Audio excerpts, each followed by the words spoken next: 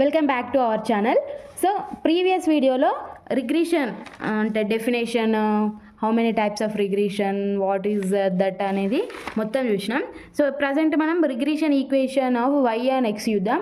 So దీని derivations ఇవన్నీ total explanation ఈ వీడియోలో చూద్దాం. సో ప్రీవియస్ వీడియోలో సెమిస్టర్ 3కి స్టాటిస్టిక్స్కి సంబంధించిన important questions answer with explanation with PDF links కూడా డిస్క్రిప్షన్లో నేను ఇచ్చిన, వాటిని మీరు డౌన్లోడ్ చేసుకొని రాసుకుని చూసుకోవచ్చు. So regression equation of y and x is used to find the best expected values of the variable y.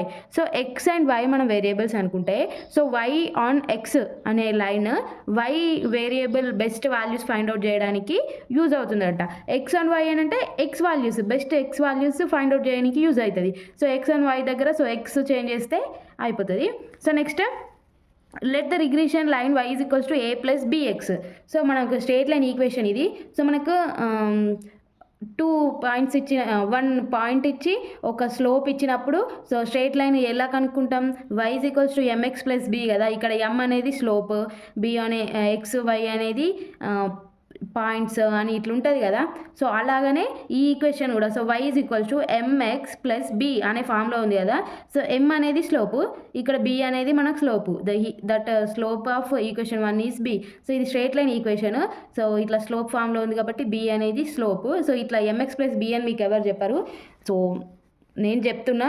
So ఎందుకంటే నేను పెద్ద ప్రొఫెసర్ కాదు అండ్ కాలేజ్లో లెక్చరర్ కూడా కాదు. సో నేను మీలాంటి స్టూడెంటే. సో ఎలా అండర్స్టాండ్ చేసుకున్నానో, సో ఏ విధంగా అండర్స్టాండ్ చేసుకుంటున్నానో ఆ విధంగానే నేను మీకు అప్రోచ్ అయ్యేలా చూస్తున్నా. సో నాకు ఎలా అర్థమైందో అని. సో నేను స్కూల్లో టీచర్నే, బట్ డిగ్రీ లెవెల్ కాదు, so school level only. So for minimization of errors we can use a PLS method which states some of the squares of deviation of error should be minimum. So ఎర్రర్స్ని minimise చేస్తేనే best values వస్తాయి కదా. ఆ minimise చేయడానికి మనం PLS method use చేస్తాం. PLS method ఏమంటుంది? Sum of the squares of deviation error should be minimum. So ఇది సోది పాట. S is equals to sigma I is equals to 1 to n yi minus ai minus bxi whole square. Some of squares of deviation అన్నారు కదా ఇది. And next ఇది y అనేది at side y a అనేది ఇటు సైడ్ వచ్చేసి b అనేది ఇటు సైడ్ వచ్చేసి సో ఇట్లా అయింది. ఇది ఎలా వచ్చింది అని మీరు అనుకుంటే ఈజ్ మినిమమ్ అంటే ఏంటి? Is equals to 0. సో మనము ∂s by ∂a is equals to 0 and ∂s by ∂b is equals to 0 వేస్తే వస్తుంది. సో మనము మీకు ఒక డౌట్ వచ్చిందా? d బై ds అంటే ఇట్లా d బై ds ఆఫ్ అంటే d బై dx ఇట్లా ఎప్పుడు యూజ్ చేస్తాం? dని ఎప్పుడు యూజ్ చేస్తాం? ∂s బై ∂aని ఎప్పుడు యూజ్ చేస్తాం అని మీకు డౌట్ వచ్చిందా? సో నాకైతే డిగ్రీలో ఉన్నాగా మరి ఎందుకు రాలేదో అది దేవుడికి ఎరక. సో ఏమంటారు, ఇప్పుడు నాకు ఎక్స్ప్లెయిన్ చేయంగా సో d బై dxని ఎందుకు యూజ్ చేయలేదు, సో డోని ఎందుకు యూజ్ చేస్తున్నాం, బై డో ఆఫ్ ఎస్ అలా ఎందుకు యూజ్ చేస్తున్నాం అని డౌట్ వచ్చింది. సో నేను సెర్చ్ చేసి చూసిన, తెలుగులో ఎవరు చెప్పలేరు. సో జస్ట్ అదేంటి వేరే లాంగ్వేజ్లో ఏదో చెప్పారు. సో నేను చూసిన, నాకు అర్థమయ్యింది. సో నాకు అర్థమయ్యింది, నేను ఒక షార్ట్లా చెప్పిన. సో డీని ఎందుకు యూజ్ చేస్తాం, డోన్ ఎందుకు యూజ్ చేస్తాం అని చెప్పి. సో ఆ వీడియో చూడకుండా డిస్క్రిప్షన్లో లింక్ ఇస్తాను, చూడండి. అండ్ ఇలాంటి ఇంకా ఇంట్రెస్ట్ఫుల్ వీడియో కోసం మన ఛానల్ని సబ్స్క్రైబ్ చేస్తే ఎప్పటికప్పుడు మీకు వీడియోస్ అందుతాయి. అండ్ నెక్స్ట్ ఈ ఆన్సర్లోకి వచ్చేస్తే ∂s బై ∂a అంటే ఇక్కడ ఎస్ అని తీసుకున్నాం కదా, ఇదే ఈక్వేషన్, ఇదే ఈక్వేషన్ అన్ని టైమ్స్ ఇటు సైడ్ వచ్చేసి ఎస్ ఈజ్ ఈక్వల్స్ టు అని తీసుకుంటే ఇట్లా అయిపోయింది. So ∂s by ∂a so ఈ ఫామ్ తీసుకున్నారు బై ∂a అని. సో ఈ సమ్మేషన్ని ఇటు బయటకు తీసుకొచ్చేసి బై ∂a ఆఫ్ ఈ ఫామ్ని తీసుకున్నారు. సో ఈ ఫామ్ ఏంటి అంటే by ∂a of X square is equals to, ఇప్పుడు d by dx of X square ఉంటే 2x అండ్ ఇక్కడ ఎక్స్ని మళ్ళీ డెరివేటివ్ చేస్తాం కదా అట్లా అన్నట్టు. ఇప్పుడు ఎక్స్కి బదులు ఎక్స్ స్క్వేర్ కానీ ఎక్స్ క్యూబ్ కానీ లేకుంటే x మైనస్ y కానీ అలా వేరే వేరే టర్మ్స్ వచ్చినప్పుడు అగైన్ డెరివేటివ్ చేస్తాం కదా. సో మీకు ఇంటర్లో డెరివేటివ్స్ చాప్టర్ ఉంటుంది. సో మీకు ఆల్రెడీ తెలిసే ఉంటుంది.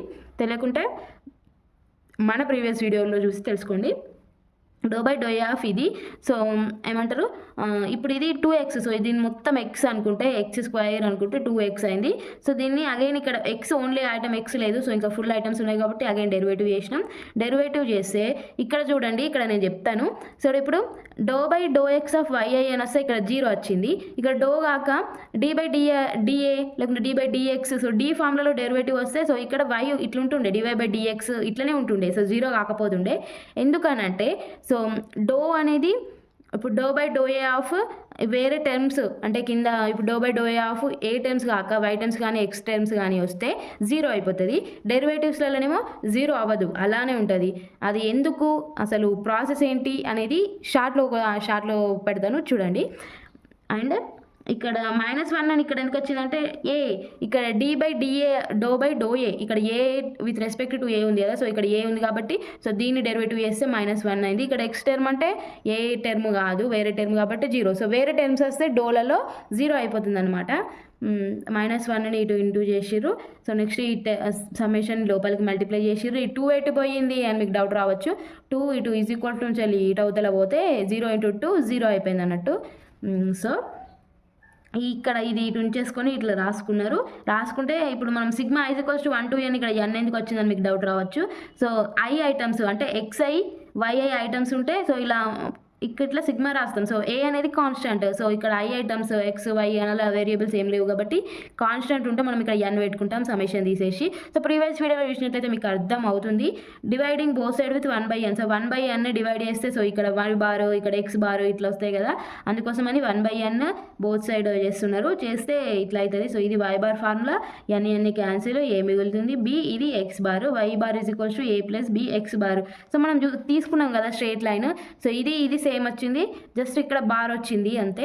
So y bar x bar అనేది రిగ్రెషన్ పైన ఒక పాయింట్ అని మనం చెప్పుకోవచ్చు. సో ఇక్కడ ఇదే రాసింది ఉంది. So x bar and y bar is a point on the regression line, x bar and y bar. Next do S by do B. So ఇప్పుడు do S by do A అయిపోయింది. So అట్లా ఈక్వేషన్లో points అనే విధంగా వచ్చింది కదా, అందుకని అది అయిపోయినట్టు.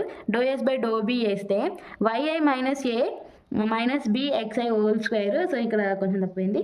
Do by do B of ఇది తీసుకున్నారు. సో అగైన్ అదే formula. So d by dx of x² ఉంటే 2x, xను అగైన్ డెరివేటివ్ చేసేది. సో డోకి డీకి సేమ్ ఫార్ములాసే, కొంచెం డిఫరెన్షియేషన్ ఉంటుంది అంతే. సో ఆ డిఫరెన్స్ మీరు అర్థం చేసుకుంటే ఏం కాదు. సో ఈ అగైన్ డెరివేటివ్ చేస్తే సో డో బై ఇప్పుడు విత్ రెస్పెక్ట్ టు బి ఉంది. సో ఈ y వేరే టర్మ్ కాబట్టి 0 అయిపోతుంది, ఏ వేరే టర్మ్ కాబట్టి 0 అయిపోతుంది. ఇక్కడ b with respect to b ఉంది, ఇక్కడ b ఉంది కాబట్టి దీన్ని ఇప్పుడు డెరివేటివ్ చేస్తారు. సో b అంటే 1, డో బి ఆఫ్ డో బి అంటే 1 అవుతుంది. ఎక్స్కు ఎక్స్ సేమ్ రాసేసినాం. -xi. సో -xiని ఇప్పుడు లోపలికి మల్టిప్లై చేసుకున్నారు. ఇక్కడ చేసుకున్న వల్ల ఏమైందంటే మైనస్ వాల్యూస్ ఇటు మైనస్ వాల్యూస్ ఇటు ఈక్వల్ నుంచి వెళ్ళి అటు పంపించేసి ఇట్లా అయింది. డివైడ్ విత్ 1/n, అగైన్ 1/nని బోత్ సైడ్ చేస్తున్నారు. ఎందుకు అని అంటే మీకు తెలుసు, సో ఇట్లా x బార్ అవుతుంది అని, సో మీన్ అవుతుందని.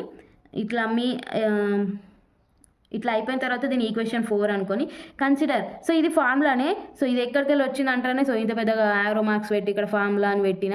సో మాకు డిగ్రీ నోట్స్లలో ఎలా చెప్పేవారంటే సో ఇలా ఏం లేకపోతుండే. సో ఈ స్టెప్ నుంచి ఈ స్టెప్ వచ్చింది అనుకొని ఫుల్ కన్ఫ్యూజ్ అయ్యి ఎట్లా వచ్చిందని బుర్రలు బద్దలు కొట్టుకుంటుండే.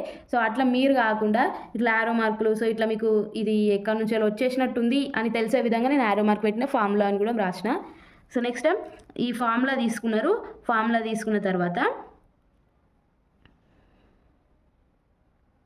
సో ఇప్పుడు 1/n, సో ఇక్కడ 1/n sigma i = 1 to n xi² ఉంది కదా, సో అందుకని ఈ వాల్యూ = సో దీన్ని ఇటు పంపించేస్తారు, x బార్ని పంపిస్తే ఇలా అవుతుంది. సో ఈ ఫార్ములాని ఈ 4th ఈక్వేషన్లో సో ఇక్కడ ఈ 1/n దీనికి బదులుగా సబ్స్టిట్యూట్ చేస్తారు. సబ్స్టిట్యూట్ చేసిన తర్వాత ఏమవుతుంది చూద్దాం. సో ఈ సబ్స్టిట్యూట్ చేసారు, దీని ఈక్వేషన్ 5 అనుకున్నారు.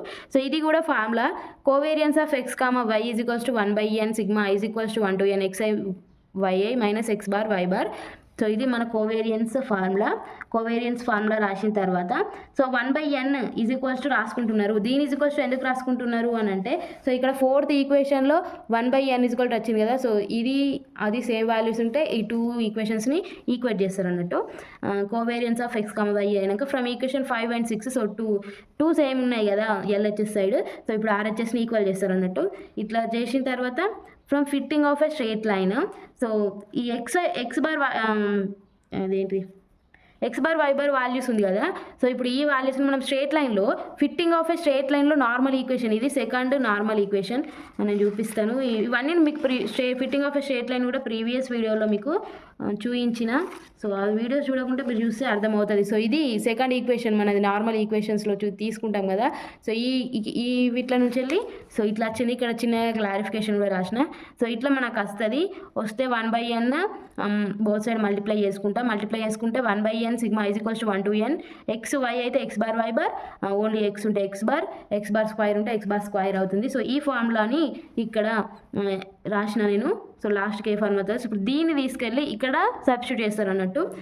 చేసిన తర్వాత so both side a x bar so ఉన్నాయి. సో సేమ్ పాజిటివ్గా ఉన్నాయి కాబట్టి క్యాన్సిల్ అయిపోయి కోవేరియన్స్ ఈజ్ ఈక్వల్స్ టు ఇది వచ్చింది. So B is equals to so ఇది ఇటు వచ్చేసింది సిగ్మా అనేది సిగ్మా ఎక్స్ స్క్వేర్ అనేది. So B is equals to covariance of X comma Y is equals to R into ఇప్పుడు R of X comma Y is equals to covariance of ఇది formula కదా. So మనం అక్కడ వచ్చింది random వేరియబుల్స్లలో.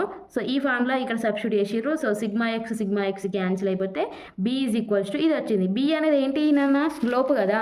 B అనేది slope అనుకున్నాం మనం. The regression line of why and X. So B is equals to ఇది. So passing through the X bar Y bar. So first మనకు X bar Y bar points గుండా పోతుంది అని వచ్చింది అండ్ స్లోప్ కూడా వచ్చేసింది. సో నెక్స్ట్ మన ఒక స్లోప్ ఇచ్చి 2 పాయింట్స్ ఇచ్చినప్పుడు మనకు స్ట్రేట్ లైన్ ఫార్ములా ఇది కదా మనకు మ్యాథ్స్లో వస్తుంది. సో ఈ మ్యాథ్స్ దగ్గర ఈ ఎం అనే స్లోప్ కాబట్టి మన స్లోప్ ఏంటి బి కదా. సో బి ఇక్కడ వేసుకుంటే బి వాల్యూ ఇక్కడ వేసుకుంటాం. సో ఇది మనకు కావాల్సిన regression equation of y on x. So ఈ విధంగానే మీకు సిమిలర్లీ ఎక్స్ది కూడా చేయొస్తుంది. ఎక్స్ది మీరు ట్రై చేయండి. సో మీకు ఒకవేళ రాకుంటే కామెంట్ చేయండి. సో ఎక్స్ది కావాలని చెప్పేసి. సో మీకు ఏది కావాలన్నా నేను విత్ ఇన్ టైంలో నేను వీడియో అప్లోడ్ చేస్తాను ఆర్ మీకు రిప్లై కూడా ఇస్తాను. అండ్ ఈ వీడియోని మీ ఫ్రెండ్స్కి వాళ్ళకి షేర్ చేయండి, వాళ్ళకి కూడా యూజ్ అవుతుంది. So thank you for watching.